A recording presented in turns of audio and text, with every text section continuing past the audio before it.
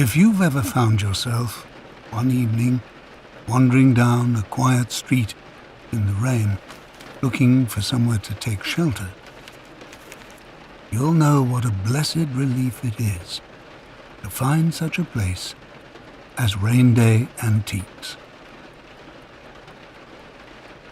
It hoves into view between two residential buildings.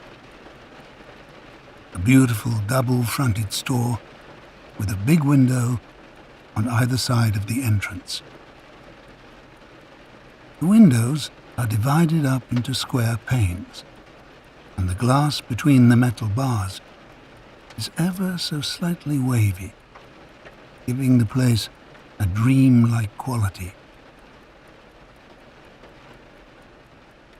This quaint little establishment stays open 24/7, if you can believe it, catering to international antique connoisseurs who might arrive at any hour and casual passers-by. Which of these categories you fall into, well, that's up to you. On a night like tonight, when the street lamps are fuzzy halos and the rain starts coming down harder so that your footsteps make little slaps and squelches on the sidewalk, there's nothing more welcome than the misty orange light seeping through the antique store's steamed-up windows, and its weather-beaten old sign hanging above the doorway, now creaking a little in the damp breeze, that says, "Come on in, we're open."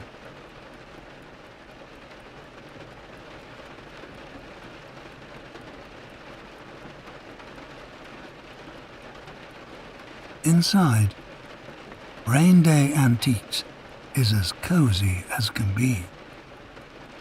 Push open the door and you'll find yourself enfolded in a set of heavy red velvet drapes, extra protection against the elements. As you emerge through these into the store, the drapery rings click gently as they glide across the rail. It's quite a place. Above you is a domed skylight that looks up into the night, and the rain patters satisfyingly onto the glass overhead. There's plenty of space to move around, but every surface is piled high with curios, ornaments, and works of art.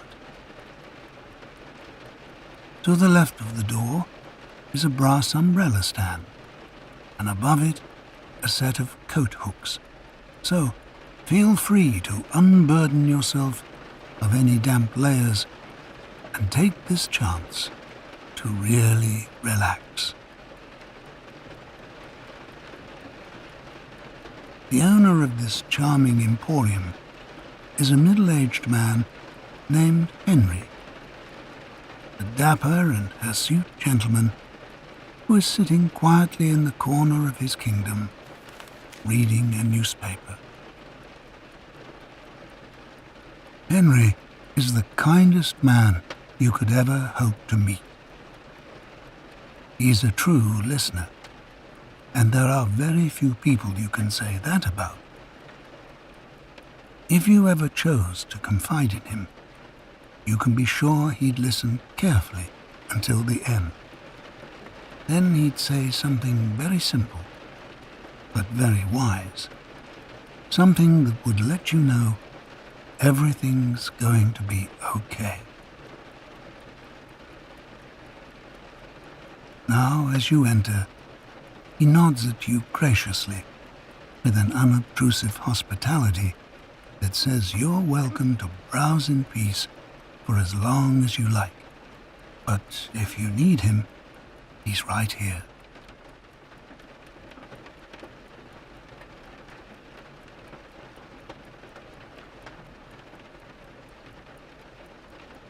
Have you ever seen so many wonderful items in one place? Look over there.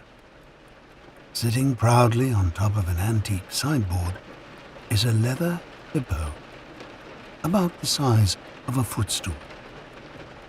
But if anyone actually went so far as to rest their feet on this hippo's gently curved back, where a neat seam runs along it, well, that would seem very unkind.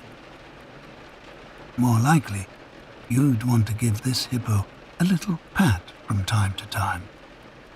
Try it. His mahogany-colored bulk is surprisingly firm, with just a hint of something rumpled underneath. His stuffing. Where he's been sewn together, his stitches are straining somewhat, as if he's had one too many good meals.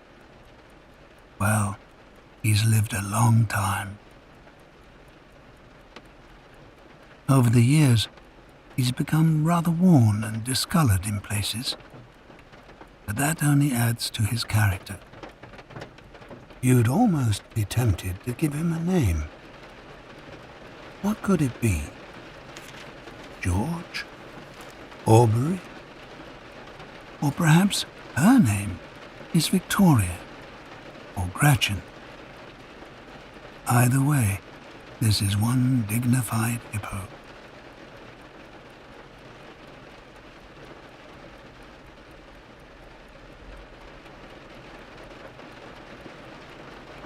There's something so comforting about pottering around in here while the rain is rushing down outside. Henry, the proprietor, is playing a little light classical music in the background. It's hard to tell where it's coming from. Perhaps from the gramophone you can see sitting on a cabinet just behind Henry. Its golden horn wide open in the low light like a night-blooming flower. But no, the record resting on the turntable is still, so the music must be coming from some digital source. Beneath the gramophone, a sign states firmly, "Not for sale." Well, of course, it's hard to imagine how Henry can bring himself to part with any of these things. In any case, the gentle strings are a perfect accompaniment to the rain, which is trickling down the storefront windows with a rushing, crackling sound, which reminds you, such is the coziness in here, of the sound a fire makes, burning logs in a hearth.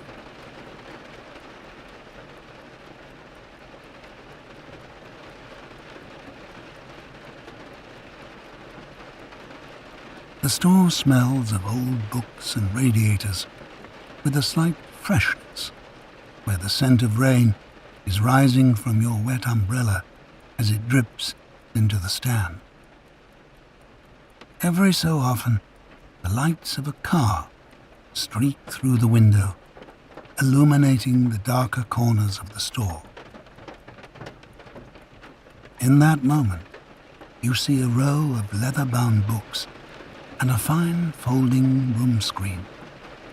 Its silk panels are embroidered with Japanese scenery. Houses with curved roofs surrounded by trees. A bridge arching over a river.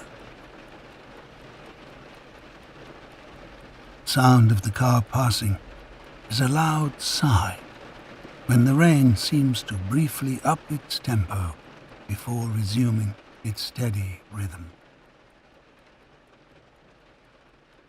You could stay here all night, just breathing in and looking at things, thinking about their story.